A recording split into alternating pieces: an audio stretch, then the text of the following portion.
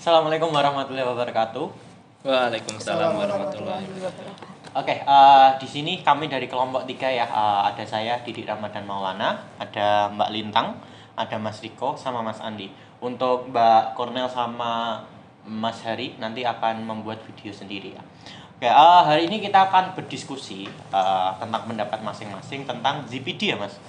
Ya betul Ya, Mas. tentang ZPD ya. Oke, nah sebenarnya ZPD itu apa toh Mas? Suatu model pembelajaran kah atau apa? Mungkin dari Mas Riko. Oh, Mas Andi dulu. Oke. Iya. Keren sekali Apa Mas ZPD, Mas? Sepemahaman saya tentang ZPD itu jadi sebenarnya dia itu pendampingan ke peserta didik, di mana ada beberapa peserta didik itu sebenarnya punya level ketercapaian misalnya di titik A gitu. Ya. Nah, tapi dia masih di titik yang di bawahnya. Di B. Nah, itu ada jarak. Nah, itu namanya zona proximal development.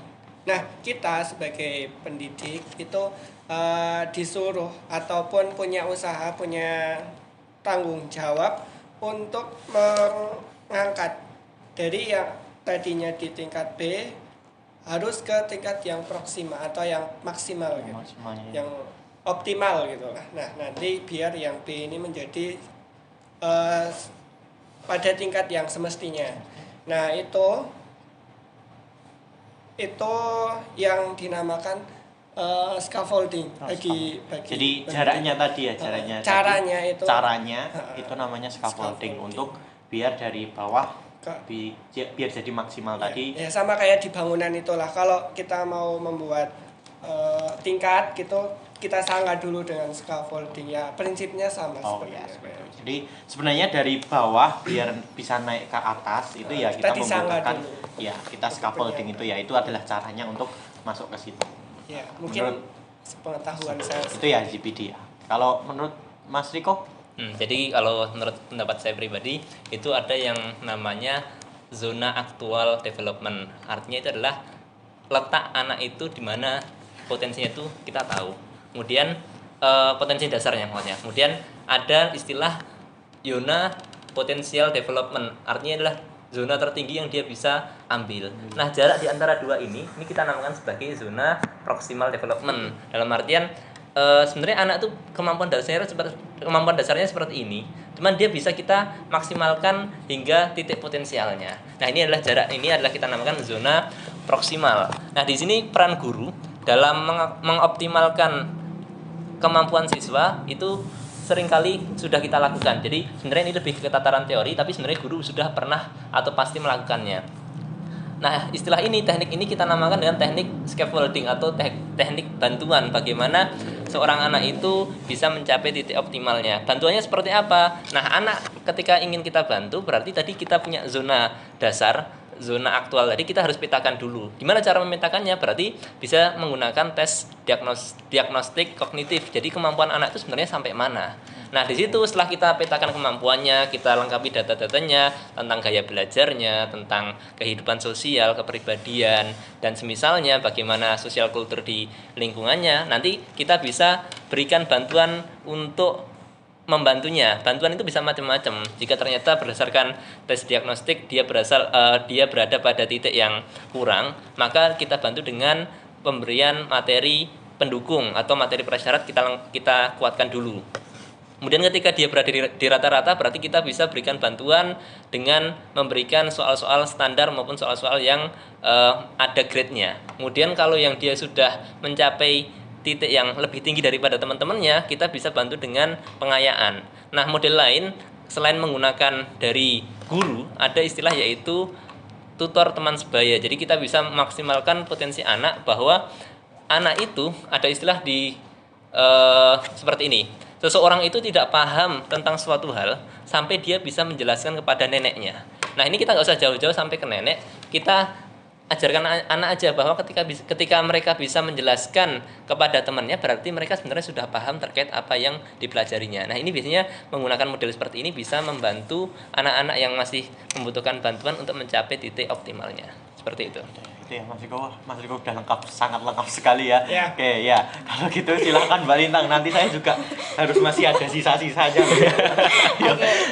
Menurut saya ZPD atau Zone of Proximal Development itu merupakan jarak antara perkembangan yang sesungguhnya dia, jadi kemampuan awalnya dia, pemecahan masalah secara mandiri dengan kemampuan perkembangan potensialnya atau dengan bantuan orang lain. Jadi letak di antara itu kan ada dia ngerjain sendiri tuh maksimalnya berapa, nanti ada di ketika dia dibantu sama orang lain lagi ada seberapa juga kemampuannya, jadi itu zonanya. Terus di antara yang dilakukan siswa dengan hal-hal yang dibantu atau dengan pendampingan oleh orang lain, bisa ada guru, teman sejawat, atau guru les juga bisa. Udah itu ya. Udah, soalnya udah sama Mas Ro udah banyak. Oke, Jadi saya mohon maaf tadi mungkin terlalu banyak ngobrolnya. Iya, nggak apa-apa. Mas, saya juga terbantu sebenarnya. Kalau saya juga mau berpendapat ya untuk ZPD itu apa ya. Seperti yang sudah dijelaskan Mbak Lintang, Mas Riko sama Mas Andi, ya memang ZPD itu kan dia adalah ininya ya selangnya dari kemampuan yang anak sekarang di mana di situ sebenarnya bisa dimaksimalkan untuk sampai mana. Nah, itu adalah zona GPD-nya ya, atau zona apa tadi? Proksimalnya. Nah, itu. Nah, kalau saya mungkin bisa berpendapat bahwa kita sebagai guru di situ sebagai fasilitator, sebagai penuntun terhadap siswa tersebut, gimana caranya dia bisa sampai ke titik maksimalnya. Yaitu dengan cara apa? Mungkin kita bisa ngasihkan bantuan tentang pembelajaran, itu juga bisa, atau kita mengarahkan. Contohnya ya kita bisa mengarahkan untuk siswanya tersebut mengikuti pelatihan yang dia butuhkan, terus kita kasihkan teman yang sejawat untuk saling berdiskusi, sehingga di mana di situ siswa dapat di titik maksimal tersebut. Tapi di situ ya kita seperti yang dikatakan Mas Yuko tadi, kita harus tahu diagnostiknya, tes diagnostik di awal biar kita tahu apa yang harus dilakukan siswa tersebut untuk masuk ke titik maksimalnya ya. Di akhir nanti juga paling nggak harus kita tes apakah ada perkembangan sebenarnya ketika sudah kita kasihkan pendampingan di situ. Nah, mungkin saya lebih cenderungnya ngasih masukan di situ aja, karena tadi ZPD sudah diterangkan Mas Riko dan yang lain-lain itu sudah secara detail ya. Jadi saya kalau mengulangi lagi kan ya sebenarnya bisa ya, tapi ya sudah dijelaskan gitu. Jadi sebenarnya kalau bisa kita ambil kesimpulan bersama, guru itu sebenarnya udah ya melakukan itu pasti udah ya. Pasti sudah ya. Dalam artian kita pasti sebagai guru itu pasti berusaha untuk mengoptimalkan peserta didik biar dia bisa mencapai titik optimalnya, jadi ya. Tapi mungkin di situ guru itu jarang sekali membuat untuk dites akhirnya apakah siswanya itu sudah berkembang, sudah masuk ke titik maksimalnya, atau sebenarnya tes itu sudah dilaksanakan tapi belum masuk ke titik maksimalnya. Mungkin baru di setengahnya, bisa dimaksimalkan lagi. Ya. Gitu. Jadi sebenarnya setidaknya ada 3 langkah ya. Yang pertama kita harus tes diagnostik di awal, kemudian scaffolding, kemudian yang terakhir adalah evaluasi. Seperti itu. Nah, ini yang mungkin yang sering kali kita lupakan kan, bener. Saya setuju dengan pendapatnya Mas Didi. Kita harus melakukan sesuatu itu tetap terukur. Iya. Karena kalau tidak ada evaluasi kita nggak tahu siswa itu sebenarnya sudah maksimal atau belum. Ya. Gitu. Baik teman-teman, sebelumnya perkenalkan nama saya Cornelia Sunaisi. Saya anggota dari kelompok 3. Di sini saya akan mempresentasikan mengenai 4 pertanyaan dalam sosiokultural dalam tugas kelompok ini. Yang pertama, apa pendapat Anda mengenai ZPD? Nah, di sini adalah menurut saya ZPD itu adalah jarak kemampuan siswa ketika siswa dapat memecahkan masalah itu dengan sendirinya, atau ketika siswa memecahkan masalah tersebut dibantu dengan orang lain, atau misalnya guru, atau orang tua, atau orang yang lebih dewasa. Nah, untuk penerapannya itu contohnya sesimpel ketika anak tersebut masuk di TKA atau dasar atau sekolah dasar. Itu pertama, anak tersebut akan dibimbing oleh guru, akan dibimbing dalam menulis, dalam membaca, itu pasti akan dibimbing terlebih dahulu. Nah, setelah itu melihat perkembangan selanjutnya, siswa tersebut bisa menyelesaikan masalah dengan sendirinya, seperti bisa menulis lebih banyak, atau mungkin bisa membaca yang tadinya 1 kata bisa menjadi 2 kata, seperti itu, atau beberapa kata. Nah, tersebut adalah perkembangan siswa yaitu ketika siswa mampu menyelesaikan dengan sendirinya. Nah, yang kedua mengenai kesiapan mengajar. Nah, di sini sebagai guru itu tentu akan selalu siap ya dalam mengajarkan siswa memperhatikan ZPD, karena dengan kita memperhatikan ZPD kita dapat mengetahui perkembangan atau kemampuan kognitif siswa. Nah, guru dapat memberikan bantuan melalui motivasi atau memberikan umpan balik kepada siswa, memberikan bimbingan, atau memberikan pendekatan yang lebih lagi. Jadi banyak yang dapat dilakukan oleh guru untuk bisa lebih dekat atau memberikan bantuan kepada siswa. Dengan kita memberikan ZPD, kita jadi mengetahui tingkat perkembangan kognitif siswa. Nah, yang ketiga mengenai persamaan dan perbedaan ketika mengajar dalam proses ZPD ini ya, dalam pembelajaran ZPD ini. Nah, untuk persamaannya, ZPD itu sama-sama memiliki tujuan yang baik untuk kemampuan siswa atau di mana zona untuk membantu siswa tersebut dalam menyelesaikan permasalahannya. Nah, perbedaannya dalam proses ZPD ini mungkin dalam proses bantuannya bisa dalam memberikan contoh atau mungkin memberikan teladan atau mungkin memberikan bimbingan dan bantuan untuk meningkatkan kemampuan siswa. Nah, yang terakhir adalah mengenai persamaan dan perbedaan dalam pandangan ZPD ini ya. Nah, untuk persamaannya dengan ZPD ini adalah memiliki tujuan yang selaras, yaitu untuk siswa tersebut belajar sesuai dengan tingkatan kognitifnya. Tetapi ada juga pula perbedaannya, yaitu adalah dari berbagai cara dalam menentukan ZPD tersebut, siswa tersebut kita dapat melihat responnya gitu ya. Mungkin ketika kita memberikan bantuan masukan itu dapat memengaruhi siswa tersebut. Nah, terus selain itu guru juga dapat melakukan pembelajaran secara kooperatif gitu. Oke, sekian presentasi dari saya, kurang lebihnya saya mohon maaf dan terima kasih. Ya, assalamualaikum warahmatullahi wabarakatuh. Saya di sini Haryadi Salam akan memberikan pandangan saya terkait dengan Zone of Proximal Development. Ya, jadi Zone of Proximal Development atau biasa disingkat dengan ZPD itu adalah jarak antara kemampuan siswa untuk melakukan tugas di bawah bimbingan orang dewasa. Nah, dengan pemecahan masalah secara mandiri sesuai dengan kemampuan siswa. Nah, teori ini berkaitan dengan teori Vygotsky ya. Nah, Vygotsky itu mengatakan bahwa perkembangan kognitif anak-anak atau siswa itu menjadi lebih baik ketika melalui interaksi sosial dengan individu lain yang lebih terampil yang ada dalam latar belakang sosiokultural. Nah, ZPD seorang siswa atau seorang anak itu tidak tetap. Biasanya itu berubah-ubah seiring dengan perkembangan pembelajaran anak tersebut.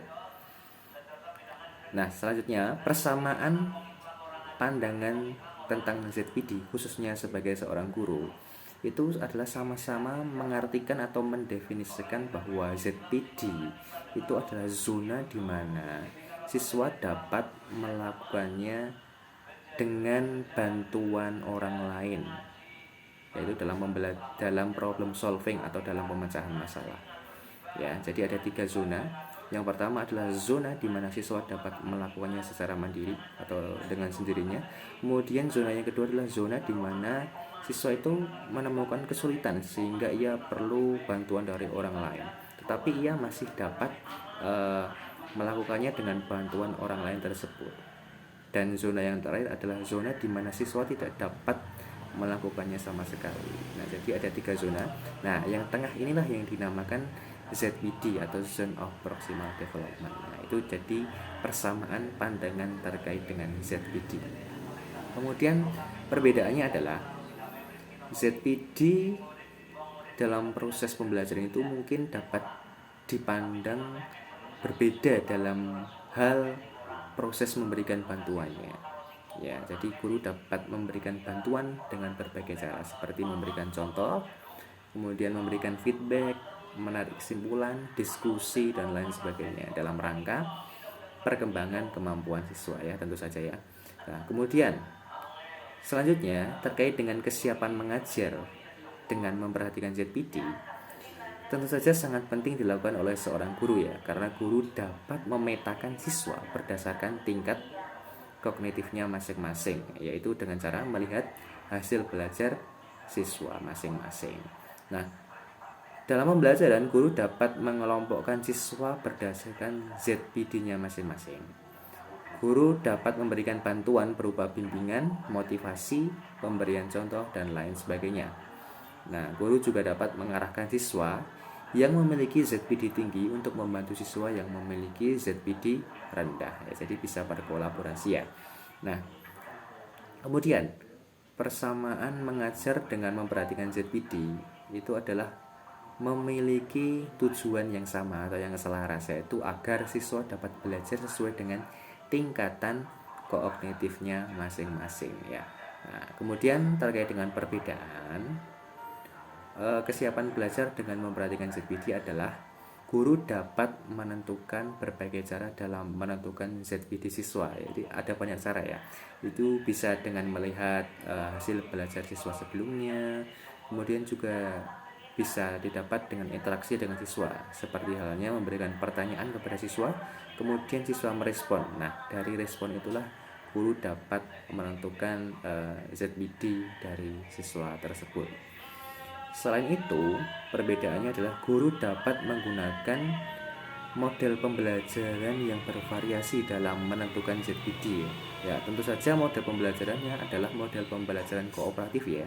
Karena di sini siswa akan dikelompokkan sesuai dengan ZPD-nya masing-masing. Nah, model pembelajarannya bisa macam-macam, bisa TKT, Jigsaw, kemudian group investigation, STAD, dan lain sebagainya. Banyak sekali pembelajaran kooperatif ya. Nah, terlebih juga strategi pembelajaran dalam setiap mata pelajaran itu kan pasti berbeda-beda juga ya. Nah, itu terkait dengan perbedaan kesiapan mengajar sebagai guru dengan memperhatikan ZPD. Baik, itu saja pandangan saya dengan ZPD. Terima kasih. Oke, itu yang lain sudah Cukup.